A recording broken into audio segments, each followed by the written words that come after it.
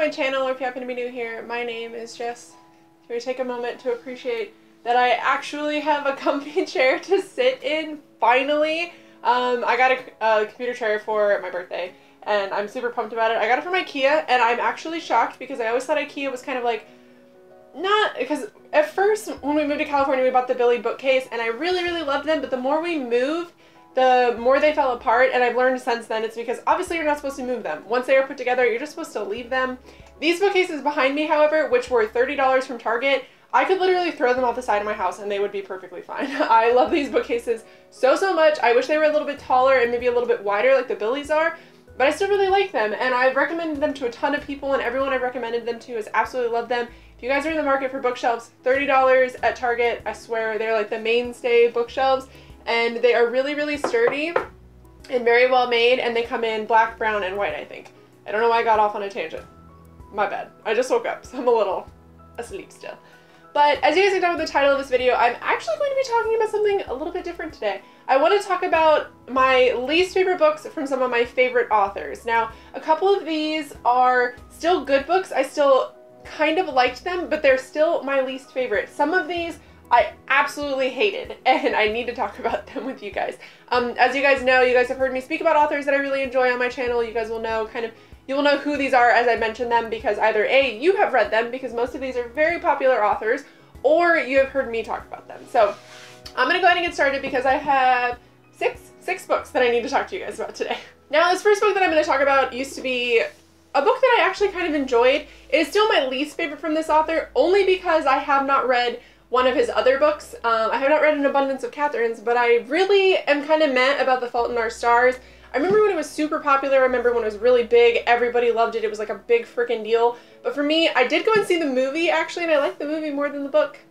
So sue me. I really like the actress who plays the main character. I really enjoy her acting for some reason. I know a lot of people don't. But this book was just kind of meh for me. I think that after reading Looking for Alaska, not being my favorite book by John Green, I feel like this one didn't have a whole lot of substance. And I know that's kind of terrible to say, but it was also very like cliche, very like, I don't know, just the writing style. It was like very tropey, very teen, and I know I should have thought that going into this, but I loved Looking for Alaska so much that I was like, man, The Fault in Our Stars is going to be really great.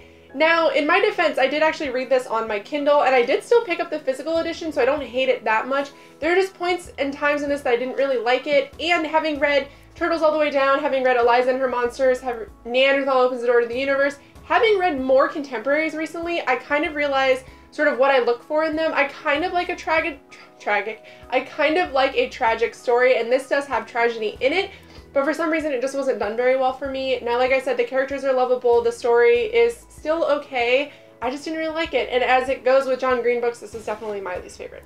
Now, don't come for me for this, because, like, honestly, don't come for me. I fucking love V.E. Schwab. Everybody knows I love V.E. I have met her at BookCon. She's the sweetest person ever. I follow her on any social media that I possibly can. She is so relatable. But if I based this series on this book alone and didn't have so much encouragement to read the second one, I probably would not have continued. I know I rated this very high on Goodreads, but I think I need to go back and change it, because what I tend to do, what we all tend to do, is get really, really excited when we finish a book, like, yeah, fuck yeah, I finished that book, I'm gonna rate it 5 stars, when really, we're not looking at the book per se, we're looking at the accomplishment. So I'd probably give this about a 3-star, still not terrible, still a book I would recommend, but like I said, if I hadn't have had the encouragement, I probably wouldn't have continued with the series. It is A Darker Shade of Magic.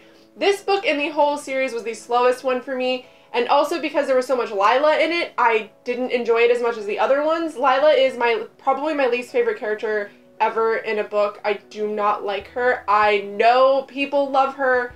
I understand the appeal, but for me, I didn't enjoy her. I did not like how V.E., instead of saying, oh, you know, instead of showing us that Lila was a badass, I felt like it was a lot of tell. I felt like she spent a lot of time being like, oh, Lila's a badass, and it really pissed me off. I do not like Lila. A lot of this book was her being reprimanded like a child because Cal was like, hey, you're new to this place, don't do this thing, and Lila's like, I'm gonna fucking do it anyway because I'm Leigh Bardugo, and I hated that about this book. She made things more difficult than they needed to be. I do find her more enjoyable in the later books, but this one alone, as its own book, I did not enjoy as much as the other ones. This book, I didn't really enjoy. Well, while we're still here trying to upset everybody, let's talk about a book by one of my most favorite authors. If you guys have seen my Q&A, you will know that I would love Leigh Bardugo to write the story about my life. I think that she is an amazing storyteller. I think that she is wonderful with words. I think that she's an amazing person. I also met her at BookCon. I genuinely love her, and I genuinely love her writing style. I love her just in, you know, in general. How many times can I say general today? But these books pissed me off. They didn't just upset me. They didn't just kind of annoy me. They pissed me off, and it would be Six of Crows and Crooked Kingdom. I am in the minority of people who did not like these. Some of my best friends absolutely love this series.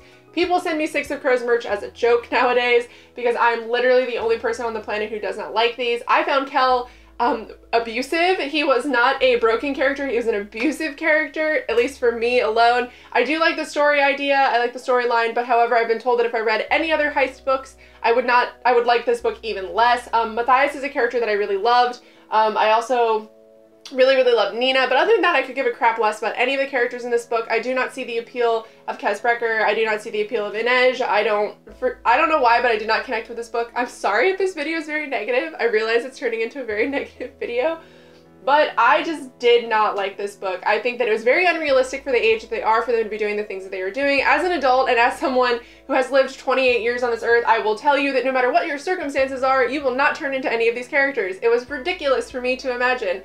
They were able to do things they should not have been able to do. The fact that Kes can just randomly be like, oh, this terrible thing happened, it's okay, I planned for that. I knew that was gonna happen, I am prepared. It was so unrealistic to me. I did not like these books. I DNF'd Crooked Kingdom.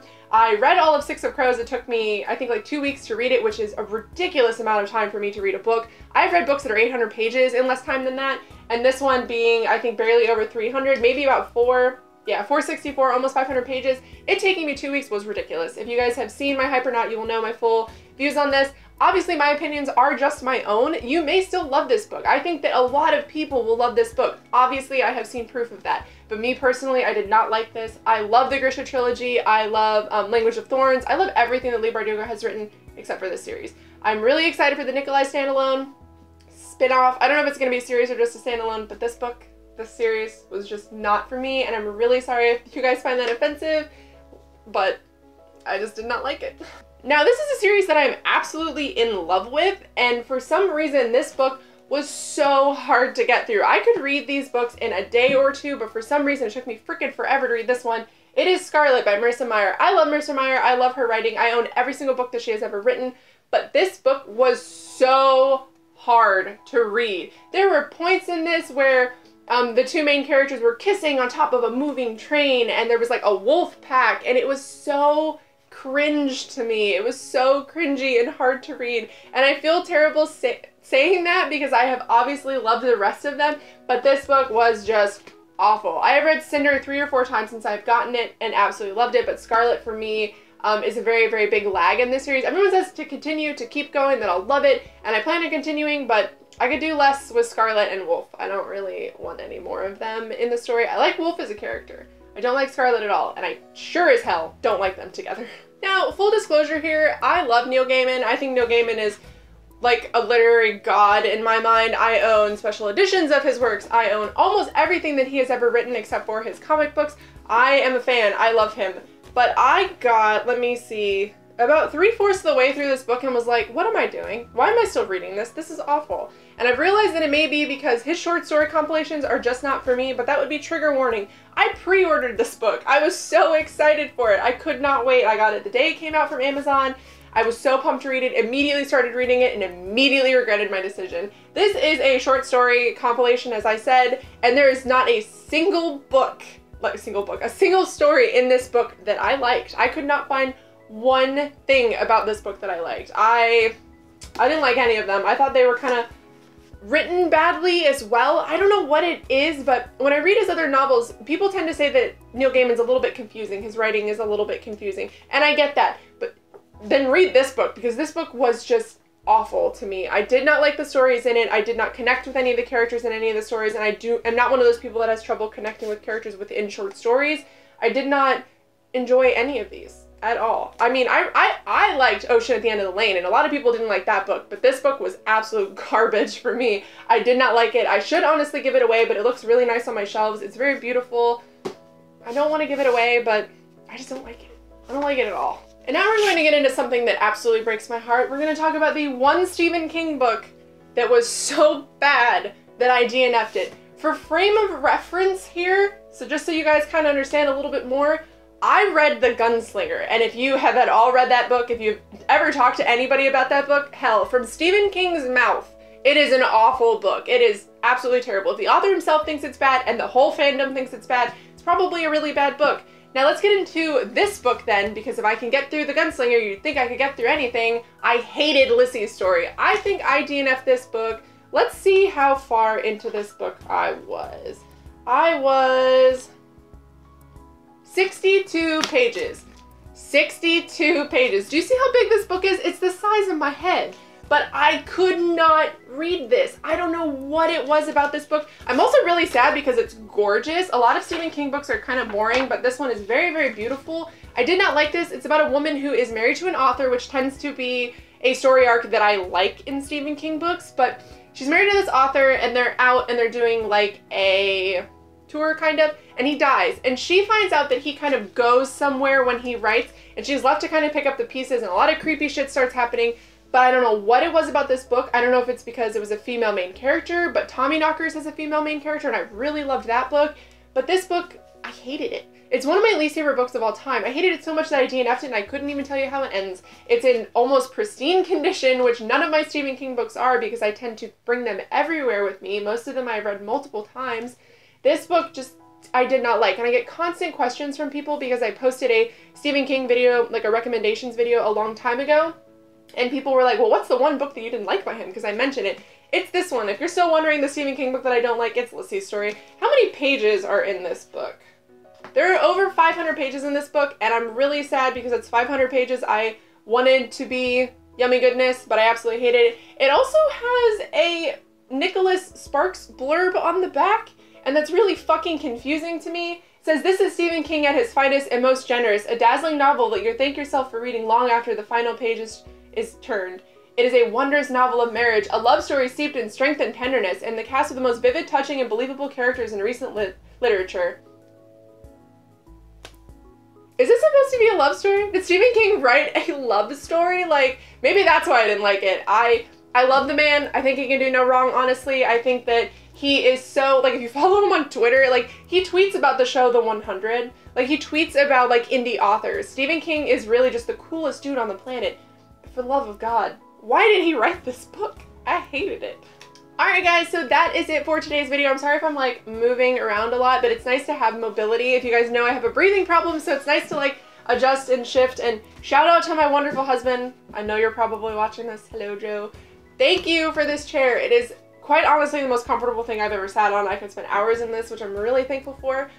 But that is it for today's video. I hope you guys enjoyed. Let me know down below your least favorite book by your absolute favorite author. Even if, I don't know, you don't really want to talk about it, even if you're kind of afraid to talk about it, because I have had this video on my mind for 4 or 5 months, and I finally wanted to sit down and film it because there are so many books in here that people absolutely love, but I needed to talk about why I don't like them. And once again, just because I didn't like a book does not mean that you won't like a book. We are so different. I have books that I absolutely love that people think are complete garbage, so that's okay. But I hope you guys enjoyed this video, and I will see you guys in my next one.